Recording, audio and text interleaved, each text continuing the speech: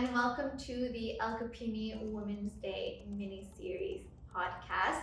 This is a podcast series that will be airing throughout the month of March with a highlight of entrepreneurship and especially female entrepreneurship, and we will be giving business advice, career advice, and just sharing the story of L.Cuppini. As this is the first episode of the podcast, I figured I would introduce myself. My name is Lea. I am the founder of L.Cuppini, a luxury women's wear brand based in London. My name is Alexandra. I'm the COO. You might have seen me somewhere on Instagram, but not a lot. But I joined the company about 2 years ago, and yeah. So before we start, we can touch on what we're wearing today because always an L.Cuppini. I told Alex, you better show up in L.Cuppini today. I always show up in L.Cuppini. Yeah, you do. So what are you wearing? This is the Daria leather jacket. I'm wearing a medium. I like the oversized look, and yeah, I'm sitting down, but anyway, I'm 178, so medium is perfect on me. Yeah, love it. And I'm wearing the Linda Blazer. I'm wearing a size small. I actually have a size medium as well. So when I wanted to look kind of like an outerwear look, I will put on a medium. And then once I want like that more tailored fitted version like today, looking profesh, I wear the size small. So yeah, shall we get into it? Yeah, yes. So what I get asked the most, and it's like very repetitive, is just how to start a business, how I started the business, and what type of advice I would give. So we figured out that this episode would be best suited to do a little deep dive in how I started the business, and also the advice I would give to someone who is interested in starting a business or has just started a business and wants a little bit of a back to basics, basically. Exactly. So that's what we'll talk about, and then we've also gotten lots of questions from you guys on Instagram relating to that topic, so we will be answering them as well in this episode. So yeah, we have our phones with the questions. Okay, so starting off, our most asked question on Instagram, it is, can you just tell me about how you started the business, how you first got it off the ground, what was the initial steps that you took to launch it? Yeah, so I could talk for an hour about just this, but I will try to keep it simple, and then I will also kind of give you my checklist later on how to set up a business and start it. But I was very lucky that I was in the last year of university when I started working on the business, and I was kind of fumbling in the dark because I didn't have anyone telling me oh, I have a business. I didn't have parents that were entrepreneurs or anything like that. So I had to figure out how to do everything on my own, which is, I think a lot of the time we get questions like, oh, how can I do it? I don't know how to do it. I don't know anyone that has a business that can help me. That was that was me. I was studying business, but they didn't really teach you how to set up one. So it was a lot of Googling. It was a lot of being on page 5 of Google. It was a lot of how to. And slowly but surely, I started figuring out what were the steps that I needed to take. So I decided on the name for the business. I set up a company. I set up a bank account. And then I was I need to find a manufacturer to produce the products that I want to make right now, which was originally just going to be 100% cashmere knitwear. And different from what we focus on now, it was a pair of cashmere sweatpants because that's what I felt was really needed on the, that was a very big void in the market for cashmere sweatpants that sat nicely. And then a cashmere hoodie as well. So I started looking for manufacturers to make that.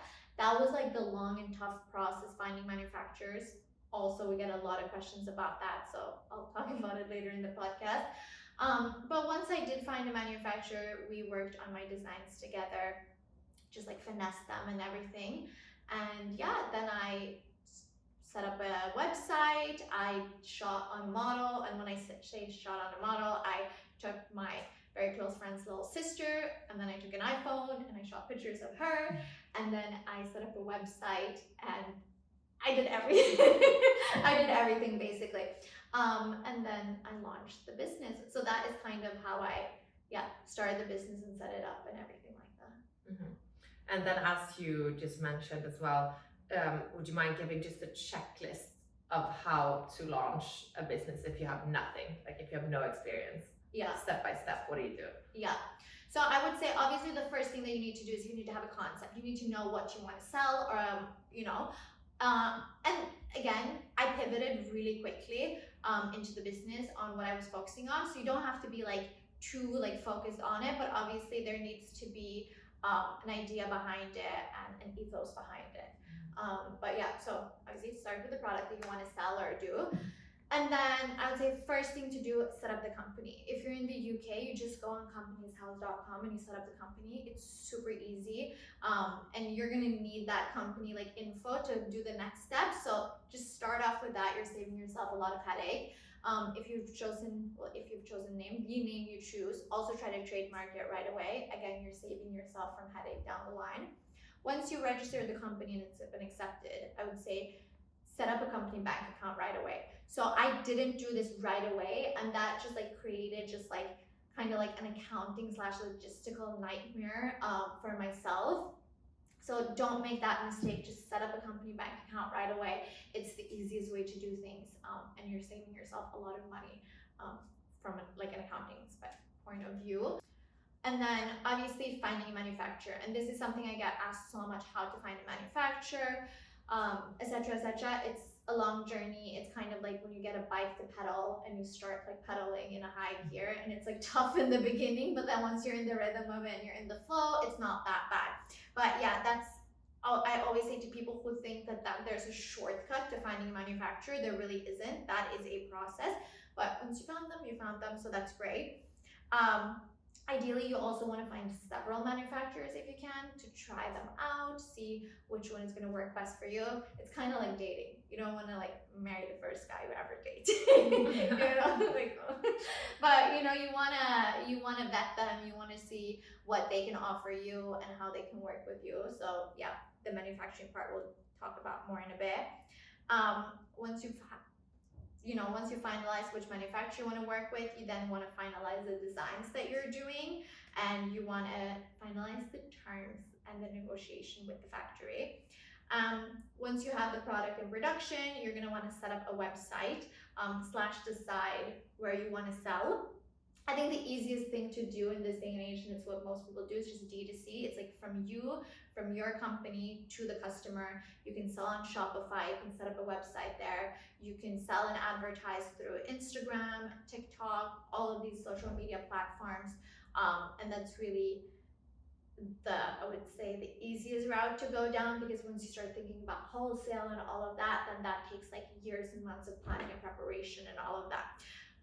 And yeah, then you start selling. So I would say that's kind of like the checklist, like what to figure out and what to do. And obviously there's so much more to that, but yeah. Yeah, and a good platform to know about is Shopify, that we and most businesses use as well. Yeah.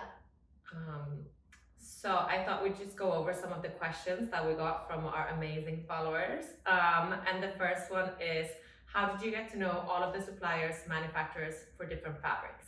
Yeah, so manufacturers, it's like boy oh boy, that is the question I get asked maybe the most after how to start a business.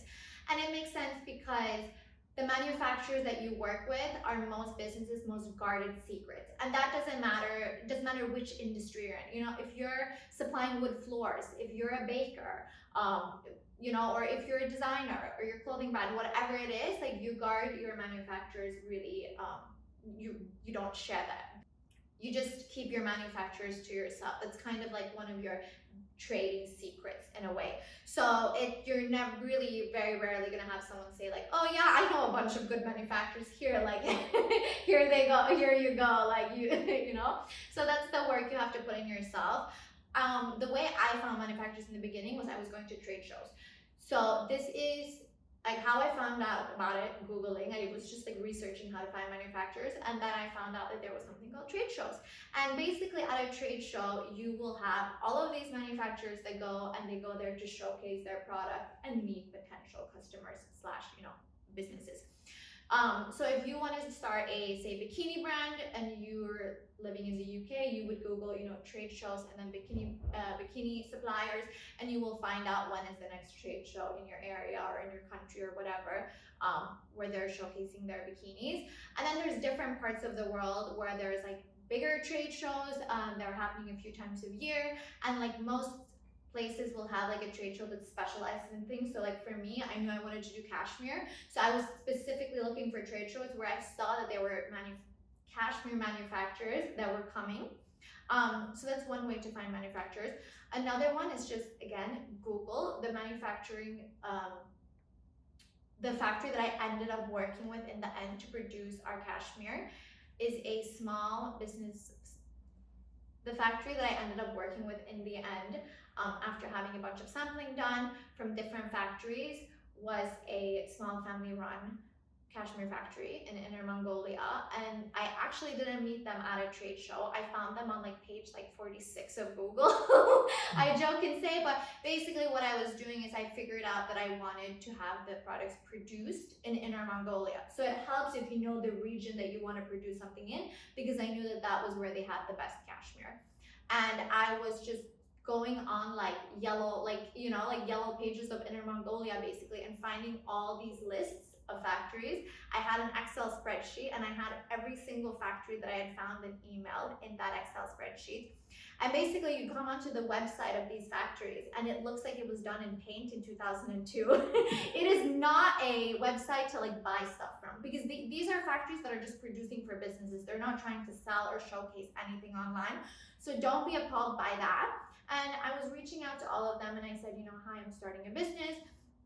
It's a cashmere business. Can you tell me about your minimum order quantities? Can you tell me about, you know, price per product? And you can kind of make a fictional product. So you could say like, oh, it's a cashmere turtleneck. Like, what would you on average charge for a cashmere turtleneck?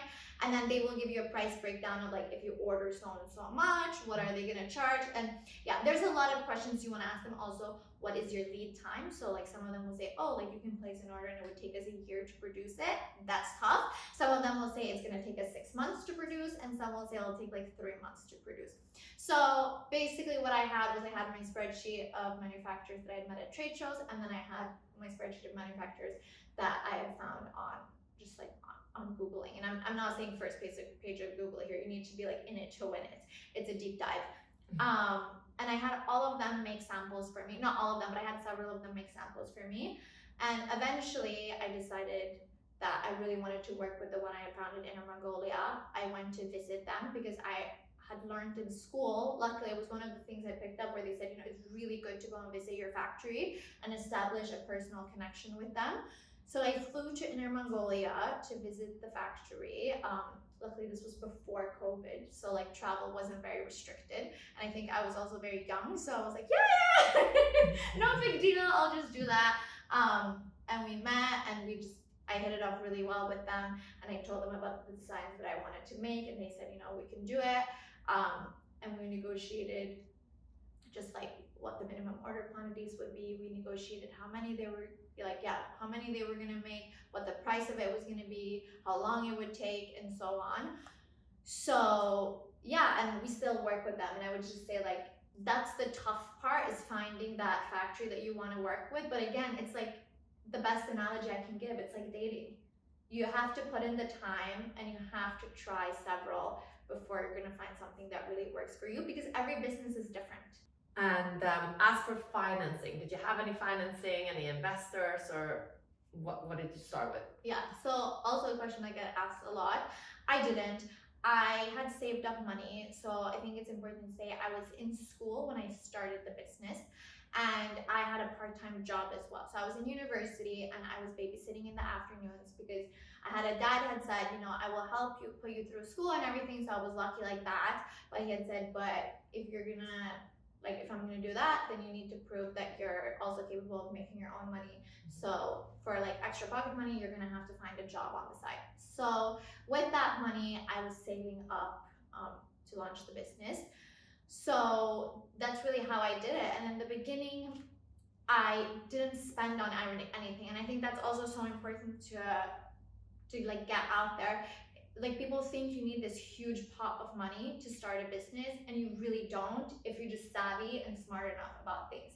The only thing I was spending money on to like start with was inventory, because you don't have an option. Like, you have to buy the inventory. Like, without the product, you don't have a business.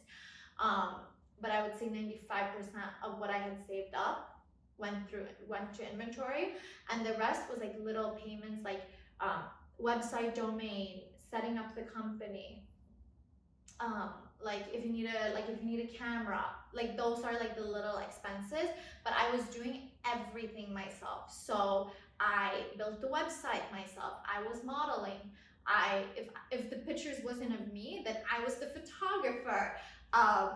You know, it's just like I'm trying to think of like different things, and like I was doing everything out of my apartment. Like, oh my god, like I had a flatmate and I had ordered boxes. It's actually quite funny. I had ordered boxes that we were going to ship these products out in, and it was 100 boxes, and I hadn't asked the factory for flat pack boxes, but I had asked them for like boxes that were like already like, you know, already done. So I remember when they told me I were ready to ship you the boxes, I was like, oh, this is great, like can't wait. And the factory sent me a picture of the boxes, and it was like this huge pallets of 100 boxes that were like, each box was like this big. It was so big. And thank God I lived on the top floor, so we had like some extra space outside our apartment, and I had like all of the boxes stacked. Our living room was stacked of boxes. Like it was just like there was like, I couldn't afford a storage unit, you know, like it was just I was trying to cut on like all types of costs. So that's how I was able to start the business with any loan. I didn't have any loan, any financing, any investors, nothing like that. It was completely bootstrapped. Yeah. Do you mind sharing exactly how much you had in your pocket before you started the brand? Because yeah, a lot of people want to. I think it's because I was not that clever of opening up a business account right away, putting what I was going to put into the brand into that business account, and then keeping track of like how much was like going out of it. I was like doing one payment here, one payment there, and I was paying for it out of pocket from my own personal bank account. And in the end, I ended up never trying to like refund myself for that, because it was just a ton of small payments, and like going through those bank statements and like trying to find which one was like out of all my personal expenses was like for the business. It was too much.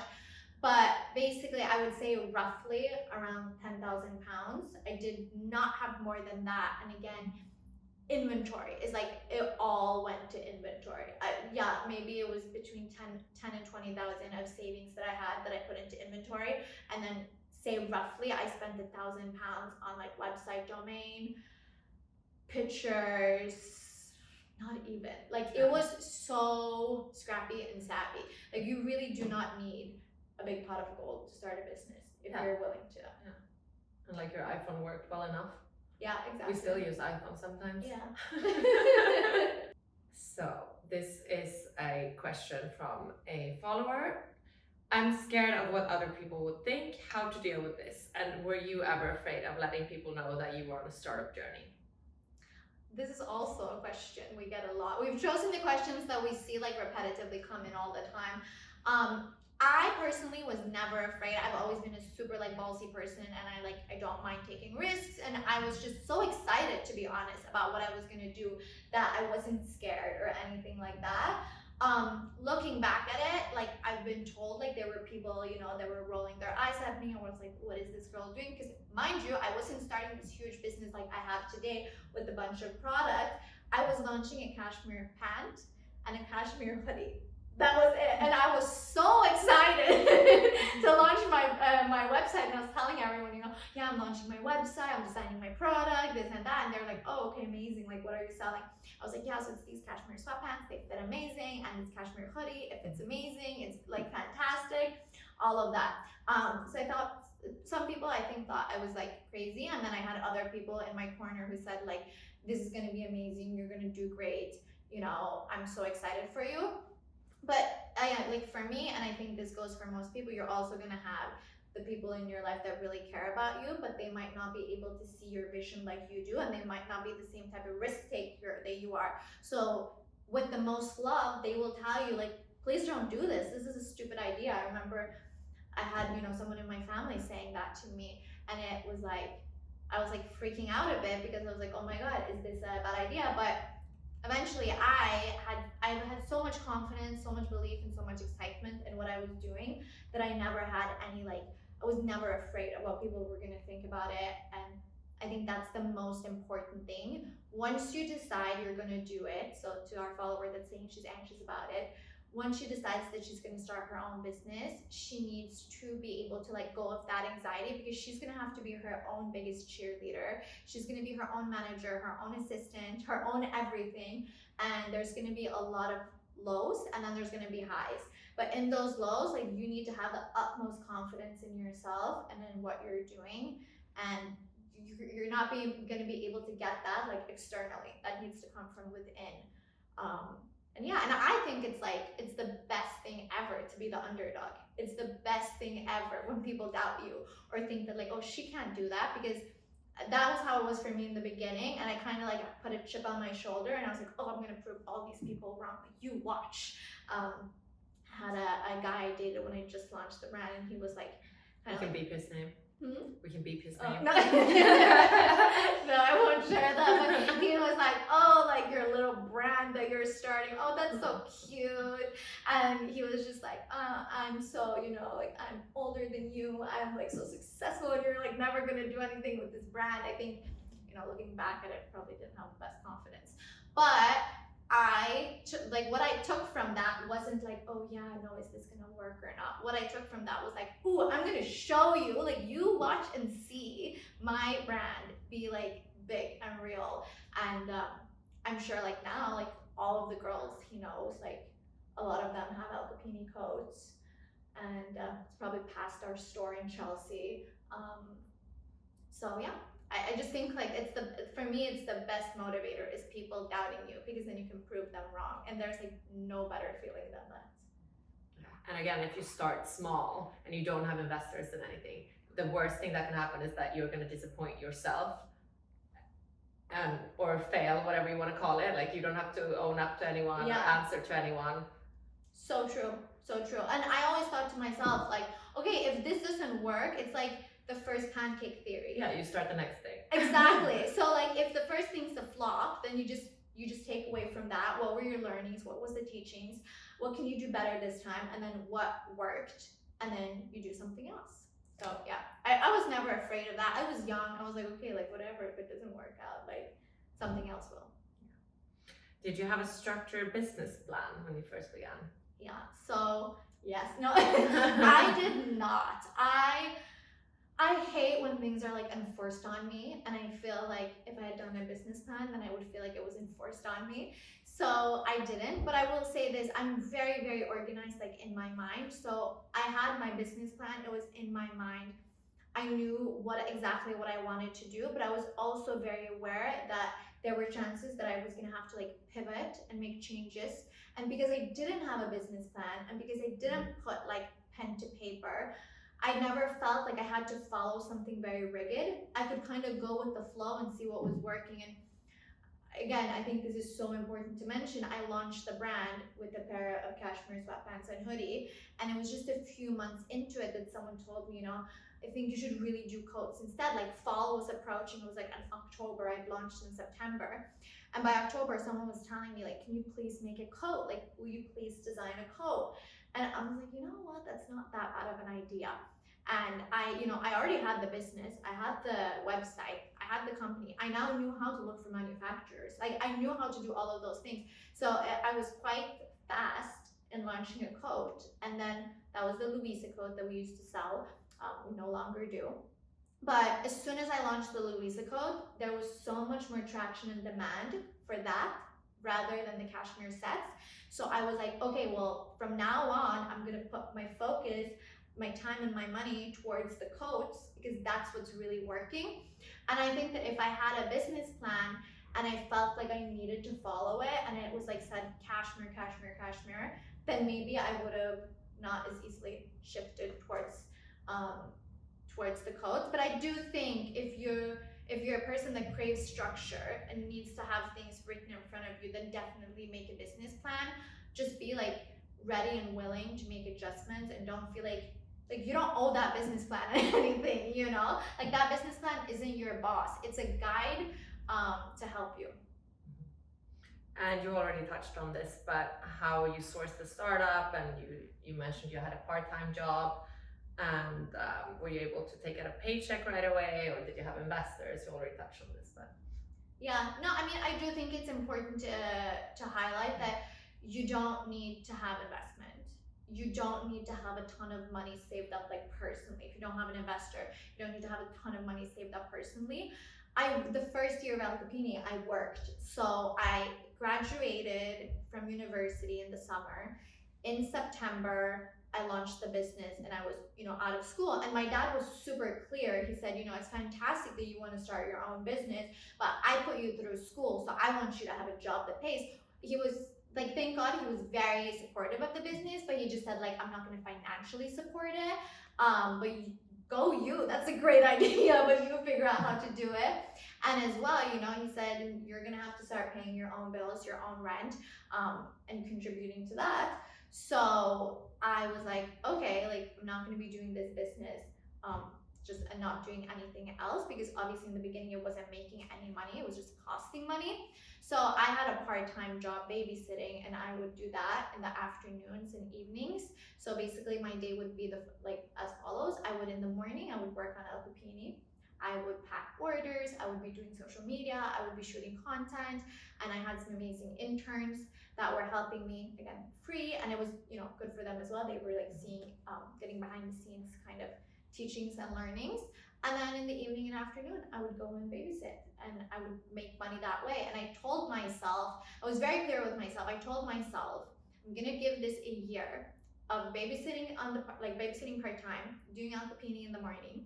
And within a year, if the business is making money and it's going well, then I will take a leap of faith and I will do that full time. If it doesn't work, and it's like after a year, there's like not really much traction, it's not going very well, then I'm gonna have to look for a full-time job to, pay the bills. So that was how I did it in the beginning and how I sustained it. So to anyone who wants to start a business, it's so doable. Like, you have your evenings, you have your weekends. If you need a full-time job in the meantime, then you can do that. I also chose to babysit, because I knew that I had a little bit of flexibility. So let's say I wanted to be doing the Instagram of the brand and stuff, you can kind of be on your phone while you're with the kids. No, but it was you could be on your, I could have my phone with me and things like that. Sometimes I would take the kids with me and I would go to the post office and I would drop off a package that needed to be sent to a customer if I didn't have time to do it in the morning. And everyone, the people that I worked for, I was very transparent with them as well, that I was doing this on the side, and they were very supportive of it. So it worked very well. That is the final question we had for this week from our followers. And Lea, do you just want to tell everyone what we're touching on next week? Yes. So next week we're going to talk a little bit more about our designs, what the process is start to finish when it comes to making a product. We're going to talk about marketing a product, and how to do that. And it's just going to be a little bit more design focused, I guess. In depth, yeah. Whether you're watching this on YouTube, if you're listening to this on Spotify or on Apple Podcasts, we would love it. I would really, really appreciate if you give this a like and if you subscribe, and if you want to give a rating or leave a comment, then we would obviously also love that very, very much. And we're so excited for next week. And if you have more questions that you feel weren't answered in this episode, then please send them to us and we will do our best to get back to you guys.